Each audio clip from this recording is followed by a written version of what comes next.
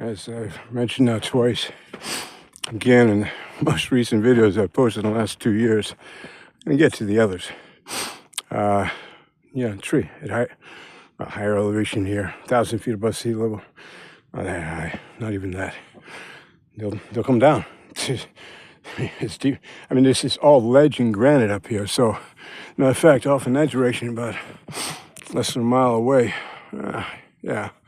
as the crow flies, is the Trimont Bituminous, the old Swampscott quarries on the end of Swampscott Road, off Essex Street, back of Venice Square Mall, and right on the border of Marblehead, my hometown, the East Coast Riviera, right? Birthplace of the American Navy, birthplace of the United States Marine Corps. Anyways, my dad and my uncle, one of my uncles, three of my uncles in Vietnam.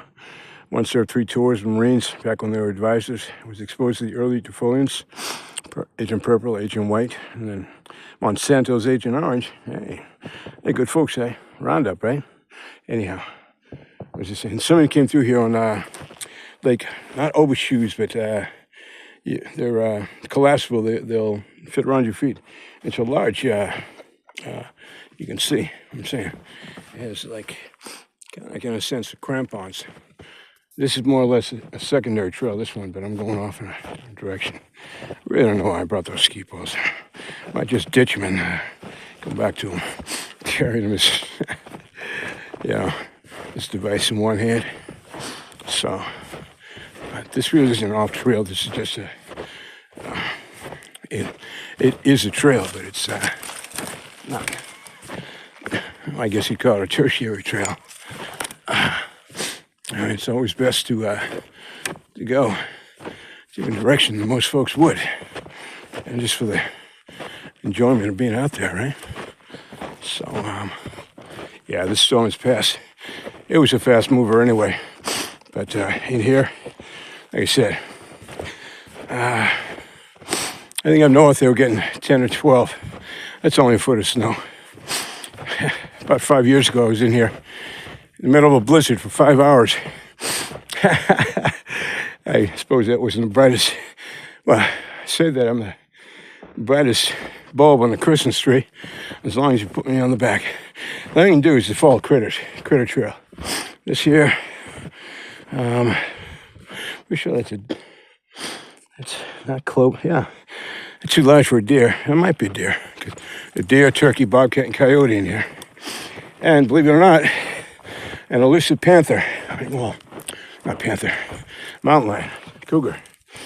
A buddy of mine, retired professor from MIT. You know those folks that fund the genocide? Not fund.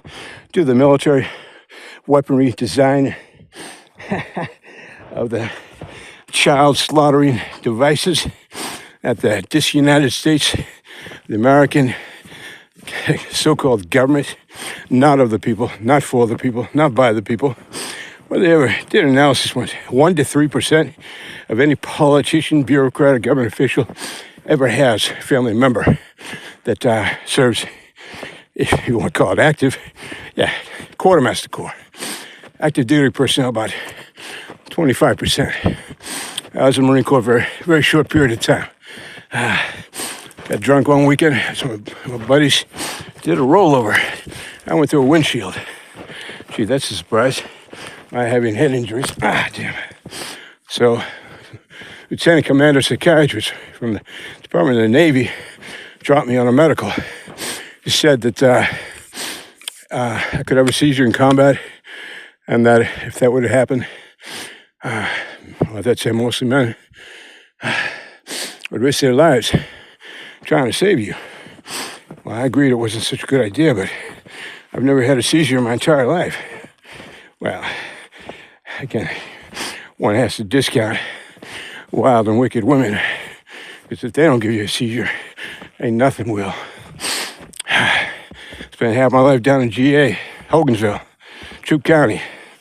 Back in the 20s and 30s, it was the most notorious chain gang in the United States. And yeah, I knew guys in the Klan. Most folks down there were, well, at least as far as the mindset, I met upper echelon cadre seem like rather normal folk, but the fact is that they still come from a legacy of torture, torment, and terrorizing human beings. So, our subject again. What was I talking about?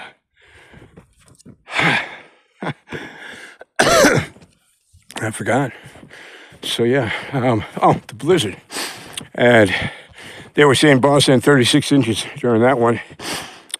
In the forest, I was getting, on average, 3 to 3.5 feet. But and that's on windward slopes, which is like, it doesn't make, like contraindicatory to you, one would think, but it really wasn't, because this is it. But you know what? I'm going to change paths. I know this route, and I saw the foot trail. There was a little walkway over there. Again, this is one of the higher elevation areas. Not the highest, but close to it in here anyway. I'm going to double back and get down over here. So yeah, and I drifts at elevation at a 10 meter, well, 10 yard, and then, well, first of all, 30 yard open expanse at 4 to 4.5 feet. I was nearly up to my chest. So I think that the cat should have, I should have sent that. I never even thought about it. Come on, got a yardstick. Of course, it would have buried the yardstick. Sent it to the Taunton National Weather Service, or NOAA, National Oceanic and Atmospheric Association. Wait a second. Nope, still just critter trail out here. Yeah. But anyhow, now I've been out in blizzard conditions here. We didn't go much more than 30, 40 below, but on that note, this is an interesting crossover. Wow, it is interesting. I don't think it's bobcat. Again, I would say this is deer. Yeah, it's cloven hoof. You can tell if you look in there. It's cloven hoof. It's I made friends with the deer out here. I have a really good technique. I just lay down and just start talking to them. I had this mother deer one time. Ears were pointed up just like a horse when it's not happy, right? A lot of people make that mistake about horses. You don't have to hit them hard. You have to yank on the reins. How would you feel if you had a bit in your mouth, yanked on your reins and pulled? Well, when I was a kid, I had a horse, Eagle, named after lunar excursion module, the LEM at Armstrong, Aldrin, and Collins. Well, Armstrong and Aldrin descends to the moon.